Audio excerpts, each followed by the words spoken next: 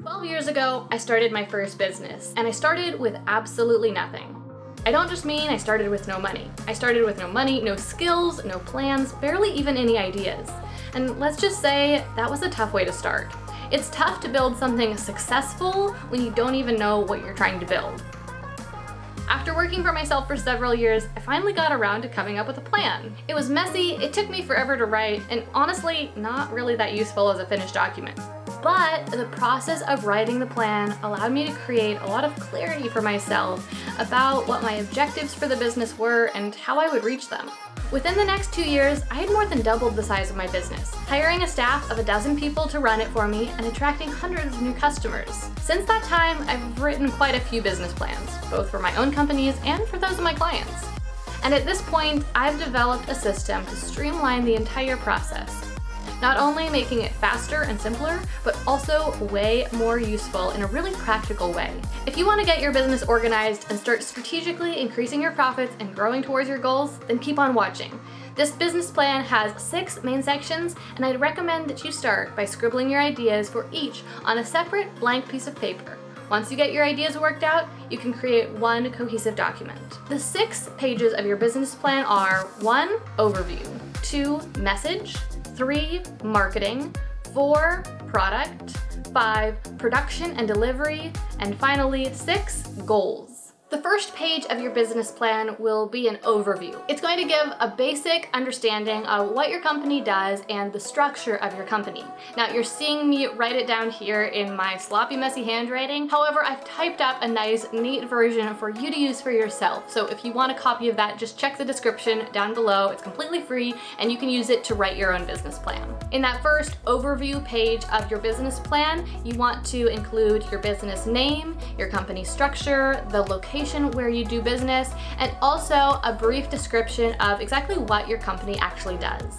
The next piece of information for your company's overview is your company's mission.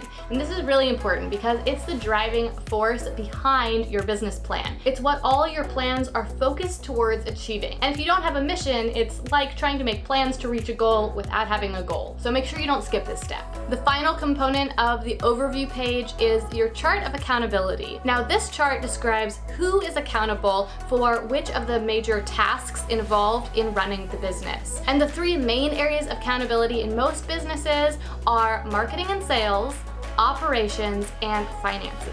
The second page of your business plan will focus on outlining your company's message. It's really important, if you want your business to be successful, that you have a clear idea of what message you are working to communicate to your customers. Who are those customers? How do you fit into their lives? And how can you help them solve a problem that they're facing and create a result that they're looking for? As you can see here, the questions that you'll want to answer on this page of your business plan include: what problem does your company solve for your customers? What result does your company create for those customers? How does your company create those results? Who does your company serve? Why do you do what you do? Why should your customers choose you over your competition? And then finally, what is your company's step-by-step plan for creating those results for the customer, or what is your proprietary system? This both helps to answer the question, what sets you apart from your competition, and it also shows your customers how you're going to create those results that you're promising, which will give them much greater confidence in your ability to create the results. Okay, now let's move on and talk about the third page of your business plan. This page focuses on marketing and generating sales. First of all, you'll want to define your target market by their demographics and their psychographics. Demographics are attributes such as their age, their income, where they live, whereas psychographics have to do with their interests, their desires, and their fears. Here, you'll also want to include an estimated size of your target market, and even more important than that is where you have identified that you can find groups of those target customers. And here's a little big hint. If you haven't yet figured out where you can find groups of those customers, be it online or off, you're probably going to have trouble successfully marketing your product or service that you sell. So if you come to this part in the business plan and you don't know what to put here, you're probably going to want to do some research and make sure that this target customer that you have defined with the demographics and the psychographics is someone who you actually can find groups of, because if you can't find a group of them, then you might want want to consider redefining that target customer and slightly pivoting your marketing position. The final 3 pieces of information that I recommend you include on this page of your business plan are your visibility strategy, which explains how people will first learn about your brand and about your products, your lead generation strategy, which explains how you will establish contact with the people who have discovered your brand, and then finally your conversion strategy, which is essentially your sales strategy. It explains how you're going to turn those leads that you've generated into paying customers. Here's a quick aside. As you're working through this business plan for yourself, it's more than likely that you won't know the answers to all of these questions and you won't have all these things figured out yet. And I just want to let you know that that is completely all right. And actually, one of the main purposes of writing your business plan is to become aware of those things that you haven't thought about yet, or that you haven't figured out, or that you don't know. Because only once you're aware of what you don't know will you be able to figure those things out. So don't put off writing the business plan because you don't know everything yet, but rather write the business plan so that you can get very clear on exactly what you do know and what you need to figure out. All right, now let's move on to the 4th page of your business plan. This page describes the product or products that you sell. And just so we're clear here, a product could be a physical product or a digital product or a service, but I'm just using the term product in a general sense. On this page, I highly recommend that you choose just one product as your business's primary product. You might sell several different things, you might even sell hundreds of different things, but determine what your main product is that you're going to center your business's marketing message around, and really try to structure your business around selling. The reason that I recommend that you do this is that many different parts of your business development will be much easier if you do have one product that is the focus. On this page of the business plan, start by first of all identifying what that product is, and then describing the result that the product creates. And here's a little hint. What your company sells is really the result that the product creates, not the product itself. After describing the result, describe the impact that the product creates. This is different than the result itself. It's instead how the customer's life is affected by the result that the product creates. For example, if the product that you're selling physically is a vacuum cleaner, then the result that the product creates is clean floors, but the product's impact is that your prospect feels better about the state of their house, has a cleaner, healthier living environment, and perhaps feels more confident inviting company over. Once you've described those 3 things for your main product, you can move on to other products that your company sells, describing first of all what the product is, second, the result that it creates, and finally, the impact that it has on customers' lives. The 6th and final page of your business success plan has to do with your goals. Now, if you've looked at any examples of business plans in the past or read a guide on how to write a business plan, you might have seen a section that focused on projections. So sales projections or new customer acquisition projections or market share projections.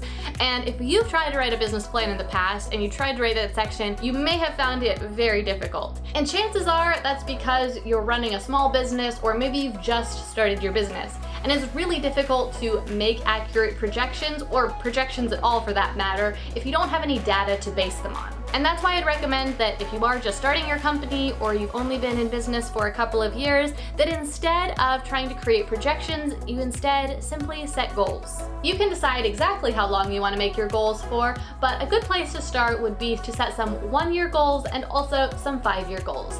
That way you know what you need to work on right now, but you also know where you're aiming longer term. For each time frame, you can set whatever goals you'd like. However, some that I might recommend are number of sales, total revenue, profit, impact in terms of the number of customers who you help or how wide you spread your message, and development, which could be the extent to which you've advanced the product that you create and offer, or to what extent you've built your company. And of course, when setting goals, it's always important to set specific, measurable goals and to set a deadline for when you're planning to reach them by.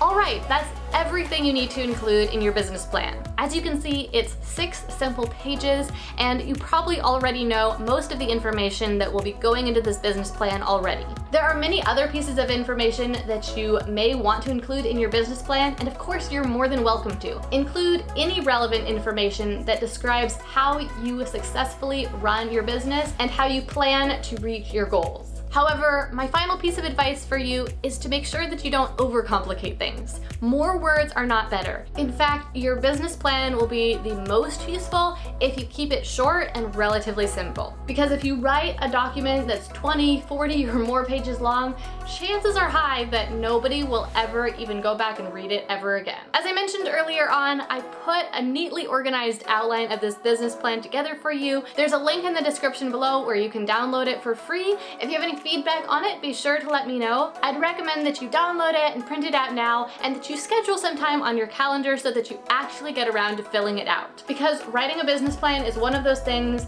that can have a big long-term impact on your business, but because it isn't actually urgent, you might put it off indefinitely. And until you make the time to write your business plan, your business will continue to be disorganized and not as strategic as it could be. Alright, well that is everything for today's video. If you enjoyed this video or found it helpful, then please hit that like button to let me know, and also consider subscribing to my YouTube channel. I make 2 videos here every single week about entrepreneurship, success, and personal development, and if you like this video, then you won't want to miss the next one. Thank you so much for watching. My name is Gillian Perkins, and I look forward to seeing you again next time.